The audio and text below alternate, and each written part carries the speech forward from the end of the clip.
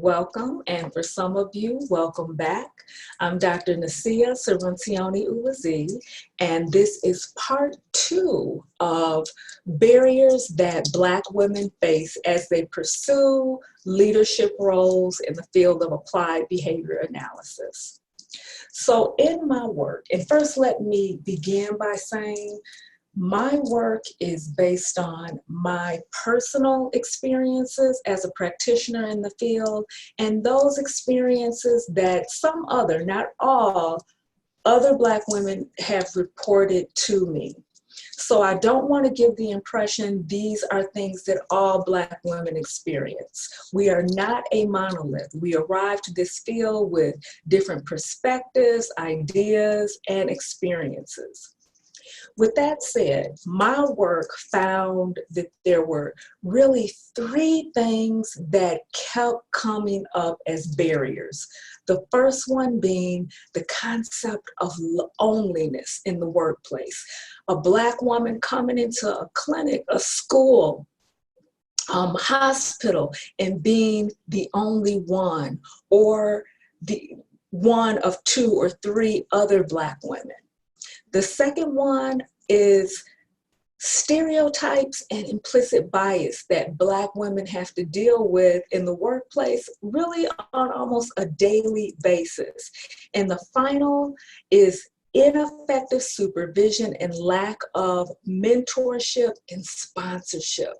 Those 3 categories were the 3 things that kept coming up in my work and have been overarching in my own life as a practitioner within the field. So I'm going to start with loneliness. Loneliness. Loneliness is something that many Black professionals, particularly Black women, learn to manage, deal with, endure pretty early on in life. Let me share with you my background. I grew up in Illinois, in a town about 30 miles southwest of Chicago called Joliet. I grew up in a neighborhood that is commonly referred to in my vernacular as the hood. It was an area that was high crime, high poverty, lacked resources, and the public education left much to be desired.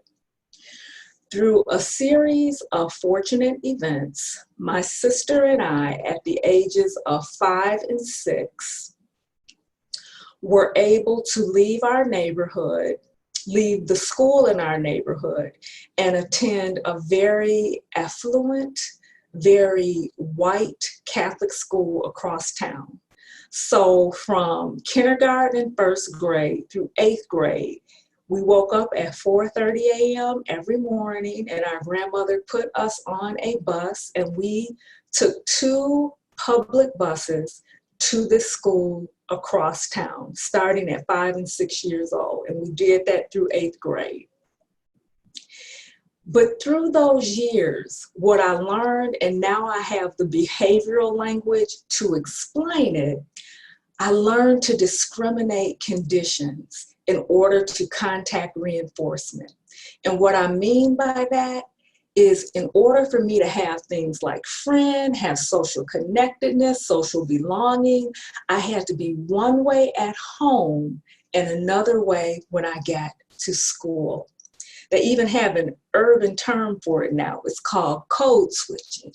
And I learned it well. And I became very fluent in doing that dance. So I could talk this way when I got home and this way when I got to school.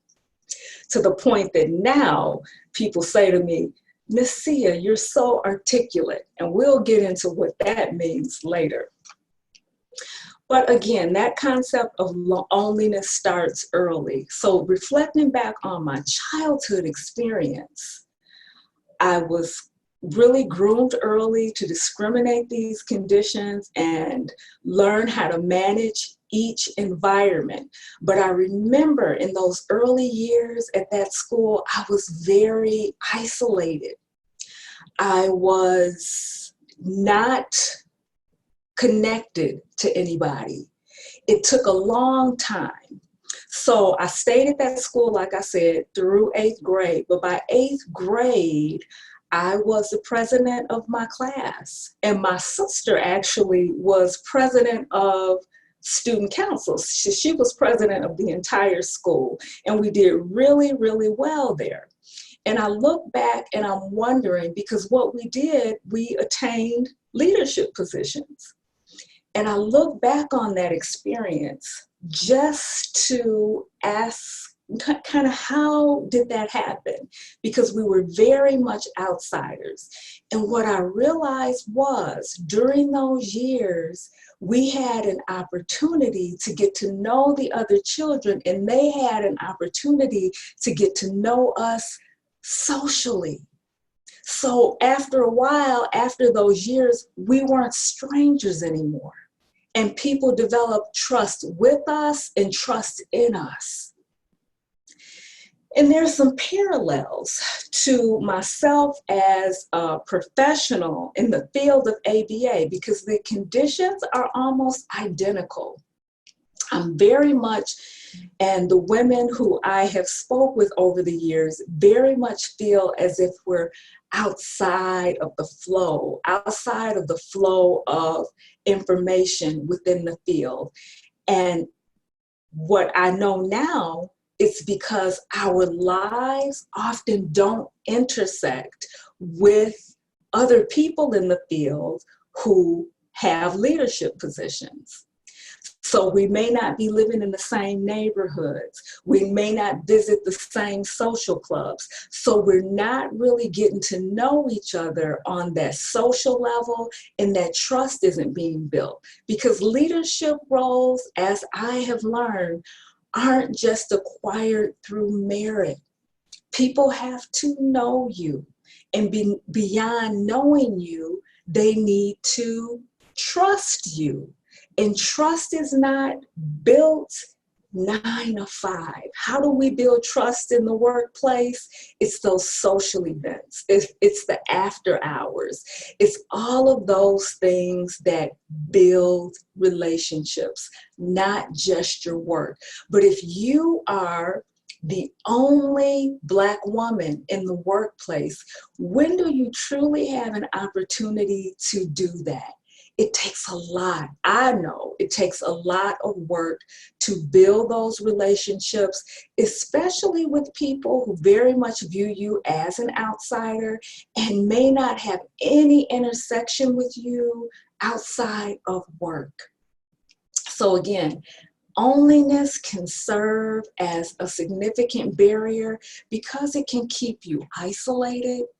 It can put a barrier between you and people you work with, and the perception of your behavior when you're not inconveniencing yourself or making yourself uncomfortable and going to these social events that are way outside of your norm and comfort zone.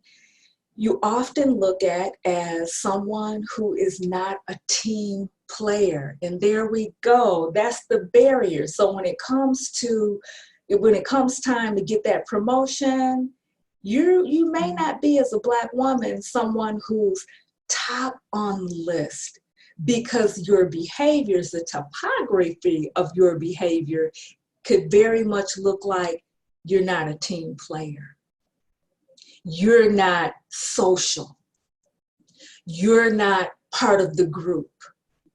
So really addressing this from a systemic level would mean making sure that there are people in place to kind of mitigate the isolation that anyone who is then only in the workplace feels.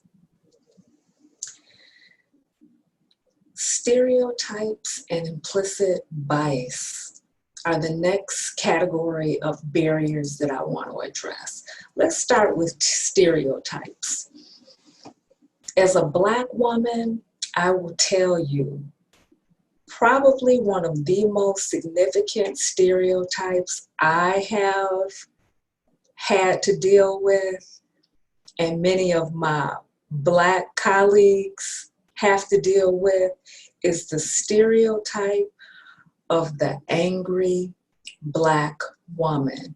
I know personally that particular stereotype within this field has definitely served to shape my own professional behaviors.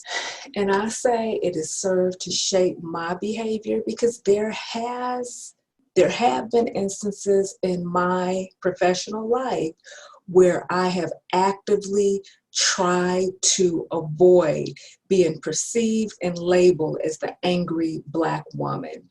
And what it created for me is decisional moments where I had to either speak up or be quiet, just so I wouldn't be perceived as being too contrary or hostile.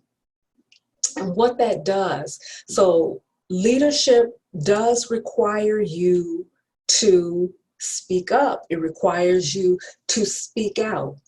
So when it comes time for a Black woman to be considered for that leadership position, was the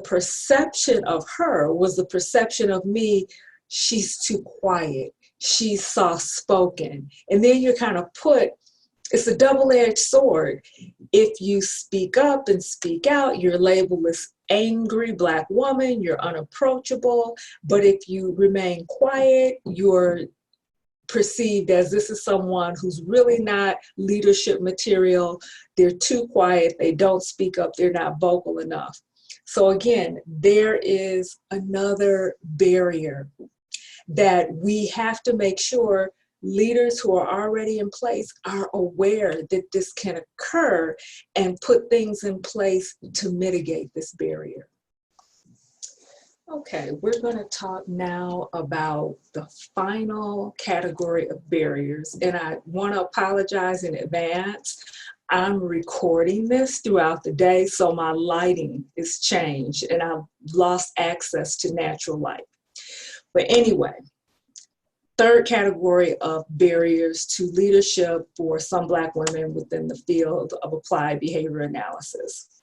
Third category, supervision, mentorship, and sponsorship. What I believe to be true after 30 years in the field is that supervision, effective supervision, can be a tremendous gateway to success within this field. Effective supervision, however, requires one essential ingredient. It requires there be some vulnerability on the part of the supervisor and the supervisee. It's a bi-directional relationship.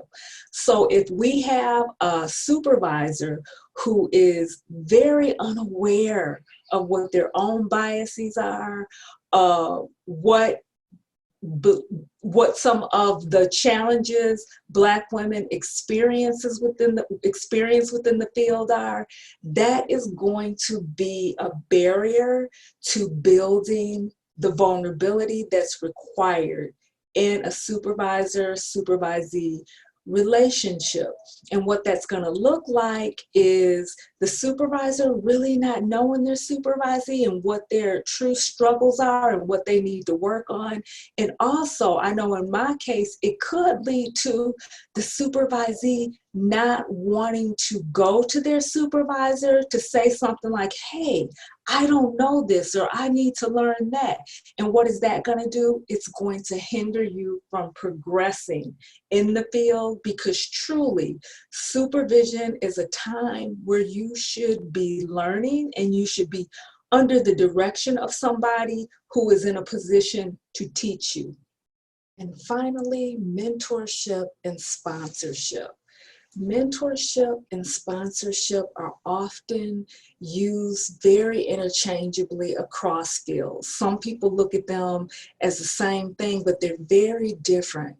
Our mentors are, and we often have multiple mentors. Those are those people in our professions that kind of take us under their wings. They point us in the right direction.